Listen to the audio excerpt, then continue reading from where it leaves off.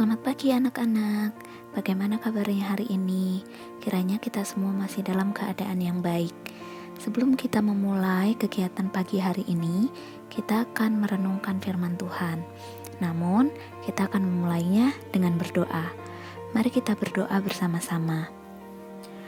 Tuhan Yesus yang baik, terima kasih atas kesempatan yang Tuhan berikan pada kami, sehingga kami bisa mendengarkan kebenaran dari firman-Mu pagi ini. Siapkan hati dan pikiran kami, agar kami bisa memahami firman yang disampaikan pada pagi ini. Terima kasih Tuhan Yesus, kami sudah berdoa dan mengucap syukur. Amin. Nah anak-anak, renungan kita pada pagi hari ini diambil dari Kisah Para Rasul 26, ayat 12 sampai 23. Kita akan baca firman ini bersama-sama. Kisah Para Rasul 26 ayat 12 sampai 23. Dan dalam keadaan demikian, ketika aku dengan kuasa penuh dan tugas dari imam-imam kepala sedang dalam perjalanan ke Damsyik, tiba-tiba, ya Raja Agripa, di tengah hari bolong aku melihat di tengah jalan itu cahaya yang lebih terang daripada cahaya matahari, turun dari langit meliputi aku dan teman-teman seperjalananku. Kami semua rebah ke tanah, dan aku mendengar suatu suara yang mengatakan kepadaku dalam bahasa Ibrani, "Saulus, Saulus, mengapa engkau menganiaya aku? Sukar bagimu menendang kegalah rangsang." Tetapi aku menjawab, "Siapa engkau, Tuhan?" Kata Tuhan, "Akulah Yesus yang kau aniaya itu. Tetapi sekarang bangunlah dan berdirilah. Aku menampakkan diri kepadamu untuk menetapkan engkau menjadi pelayan dan saksi tentang segala sesuatu yang telah kau lihat daripadaku dan tentang apa yang akan kuperlihatkan kepadamu nanti. Aku akan mengasingkan engkau dari bangsa ini dan dari bangsa-bangsa lain, dan aku akan mengutus engkau kepada mereka, untuk membuka mata mereka, supaya mereka berbalik dari kegelapan kepada terang, dan dari kuasa iblis kepada Allah, supaya mereka oleh iman mereka kepadaku memperoleh pengampunan dosa dan mendapat bagian dalam apa yang ditentukan untuk orang-orang yang dikuduskan. Sebab itu, ya Raja Agripa, pada penglihatan yang dari sorga itu tidak pernah aku tidak taat. Tetapi mula-mula aku memberitakan kepada orang-orang Yahudi di Damsyik, di Yerusalem dan di seluruh tanah Yudea, dan juga kepada bangsa-bangsa lain, bahwa mereka harus bertobat dan berbalik kepada Allah, serta melakukan pekerjaan-pekerjaan yang sesuai dengan pertobatan itu. Karena itulah orang-orang Yahudi menangkap aku di bait Allah dan mencoba membunuh aku. Tetapi oleh pertolongan Tuhan Allah, aku dapat hidup sampai sekarang dan memberi kesaksian kepada orang-orang kecil dan orang-orang besar.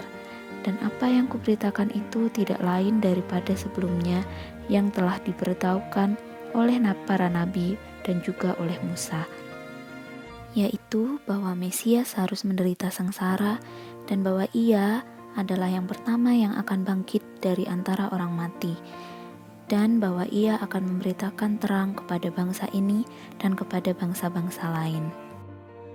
Nah, anak-anak sekalian, renungan kita pada pagi hari ini berjudul Seru Tantangannya. Saat kamu bepergian bersama orang tuamu, pernahkah kamu salah jalan? Selanjutnya, apa yang kamu lakukan? Kamu akan berbalik arah dan menuju jalan yang benar, bukan? Rasul Paulus saat namanya masih Saulus juga mengalami salah jalan. Dalam Alkitab, Saulus disebut salah jalan karena telah menganiaya pengikut Kristus. Hingga pada suatu ketika Tuhan menjumpainya dalam sebuah perjalanan. Sejak saat itu ia bertobat, berbalik arah.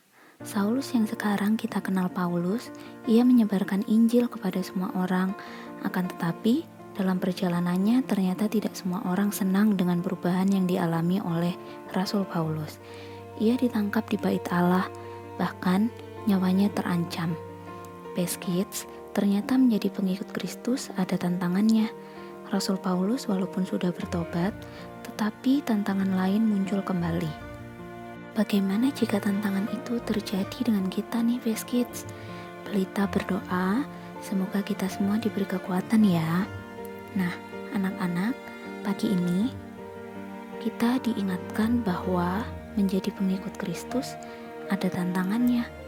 Tantangannya bisa bermacam-macam, mulai dari hal kecil, kebiasaan buruk, dan hal-hal yang besar. Oleh karena itu, kita memerlukan kekuatan daripada Tuhan. Salah satunya dengan cara berdoa. Berdoa memohon kekuatan pada Tuhan dapat membantu kita untuk menghadapi tantangan yang terjadi dalam kehidupan kita sehari-hari. Nah, anak-anak, pasti kita semua sedang bersama-sama menghadapi sebuah tantangan, yaitu rasa bosan. Rasa bosan bisa menyebabkan lelah, bisa juga menyebabkan emosi yang tidak stabil, sehingga kita mudah marah. Bagaimana caranya untuk menghadapi rasa bosan ini? Pertama, kita bisa melakukan kegiatan-kegiatan yang positif, belajar hal-hal baru, dan juga jangan lupa untuk selalu mendekatkan diri kepada Tuhan. Berdoa adalah salah satu cara yang baik agar kita bisa meluapkan apa yang menjadi isi hati kita kepada Tuhan. Nah, Best Kids, sebelum kita mengakhiri renungan kita pagi ini, mari kita berdoa. Tuhan Yesus, terima kasih untuk renungan pagi ini. Kami mengucap syukur karena Engkau mengingatkan kami bahwa kami punya Tuhan yang besar untuk melampaui segala tantangan. Tuhan, saat ini kami menghadapi wabah penyakit corona yang cukup besar, dan juga kami menghadapi rasa bosan saat kami harus menghindari virus ini.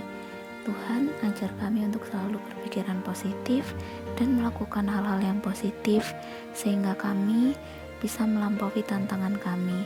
Kiranya Tuhan, Engkau memberikan kami kekuatan.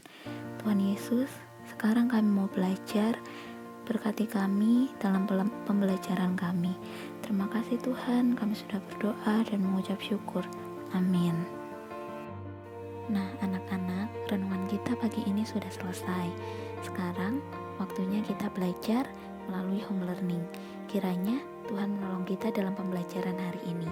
Tuhan Yesus memberkati.